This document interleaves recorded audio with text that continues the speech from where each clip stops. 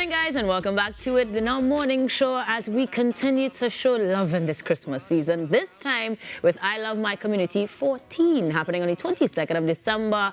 And to tell us more about it, no stranger to the Now, Rhondall Feeles, the president of the Single Fathers Association, joins us via Zoom. Good morning, Mr. Feeles. Morning. Thanks for having me. A delight, because this one is not the first, second, or third. We're talking 14. Clearly, something is being done well. And for those who might not be familiar, tell me a little bit about I Love My Community 14. I Love My Community, I would say, now is a landmark in the Cunupia area.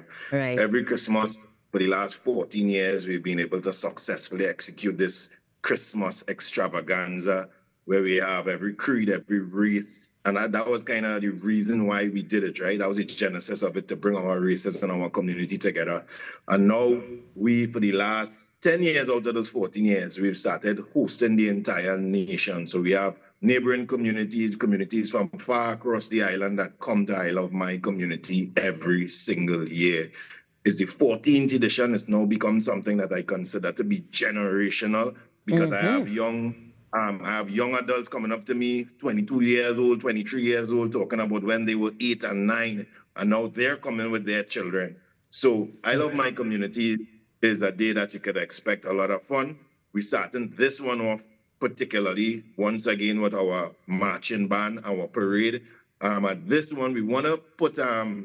We've seen the crime escalate a little bit in our community when it comes to certain types of behaviors, and we want to use this parade this time as sort of a march, not to protest per se, but to say, hey, we in Cunupia, that's not our conduct, that's not our behavior. Let's remember where we came from. Right. So it's free.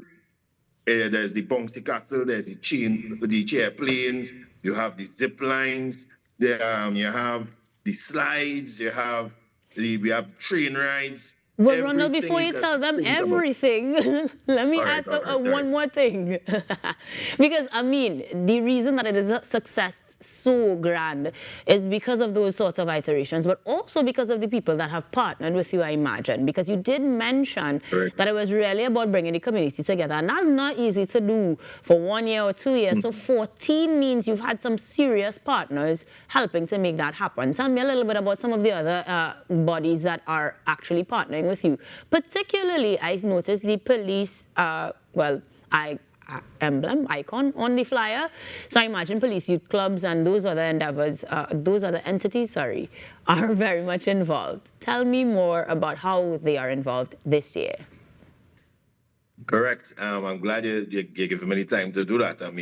One of the keys, I think, when finance is low, and that's what the issue was, right? In the beginning, you didn't have everybody throwing in money.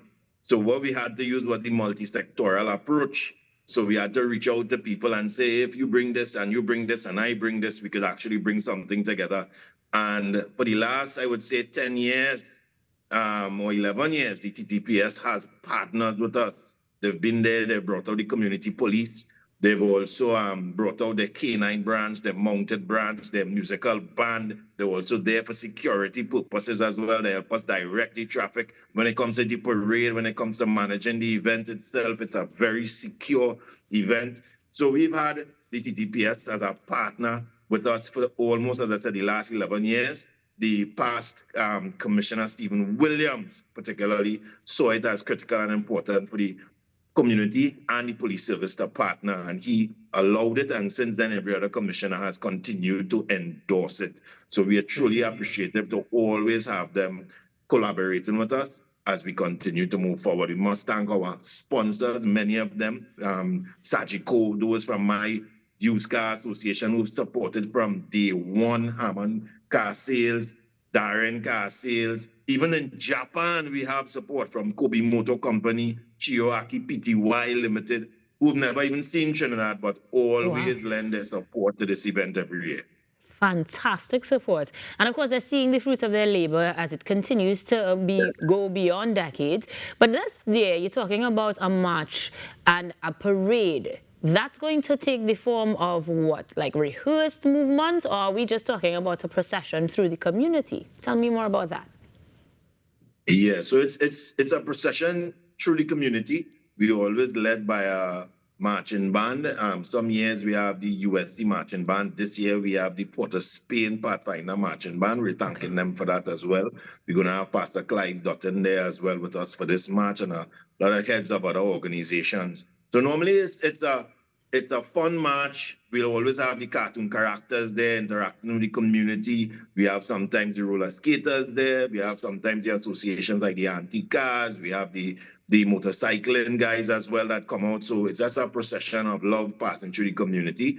As I said, we want to add an extra adage onto this particular one because of recent things taking place. So we want to use it also to make a statement in Cunupia that, hey, let us remember where we've come from, and let us discontinue with some of the bad little ills we see creeping up. We don't want it to get out of control at all in our area.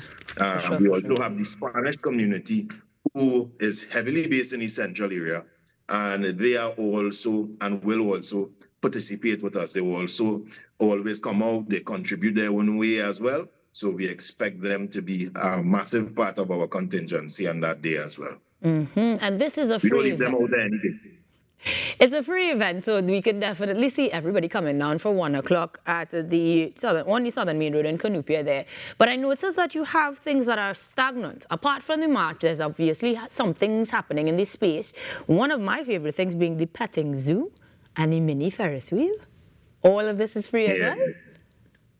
Everything. All forms of entertainment on that day is totally free. You pay for nothing. There would be vendors there. We allow vendors from the community to come and sell food. But other than that, everything is free. You have Santa passing in the evening that's going to give free gifts as well. And we have a grand fire-powered fireworks display at the end of the entire procession to bring down the curtains as well. Something that the community, welcome in our community. And not all communities are fond of it, but our community is fond of it. Quite fond of it also. Well, Rhondall, you've outdone yourself in this particular instance, because to bring all of this for free, not just once or twice, but for the last 14 years as an incredible feat. Let me say congratulations in advance, because this is just going to be another success. And perhaps I look forward, dare I say, to what enhancements you're going to have on this next edition next year. Papa, you? Yeah. So, every year we try to bring new stuff. One key feature that I should not forget is the award ceremony. We also have an award ceremony right after the march, where we award the Father of the Year, and we also award one girl and one boy, one out of Trinidad, one out of Tobago. This award is called the Faisal Muhammad Youth Achievement Award. Faisal Muhammad was one of the persons who helped me from the beginning, taking his truck and carrying me around, building the go-karts. And unfortunately, just before COVID, he was diagnosed with 4th stage cancer. Luckily, we were able to have the first installment of the Faisal Youth Achievement Award ceremony before he died. But later that year, he passed on. So we continue to remember Faisal and what he's done for this particular event yearly by having this portion of the award ceremony. Well, we continue to appreciate what you do, not just for your community with this particular event, but with the nation as a president of the Single Fathers Association, making sure that you lend support and you give flowers where flowers are due. Thank you so much for your effort, Rhondall. Always a pleasure to support it. Thank you so much. And we're heading down on Sunday the 22nd from 1 p.m. All right, so that I hope you have a fantastic Sunday. And thank you very much for joining us this morning. Thank you for allowing me. Always giving you things to add to your calendar here on the Now Morning Show. Make sure that you stay tuned for even more, because when we get back, we're talking understanding music and festivities in this Christmas season, but as a deaf or hard of hearing person on Unique Not Different. So stick around. We've got more that you want to stay tuned to here on the Now.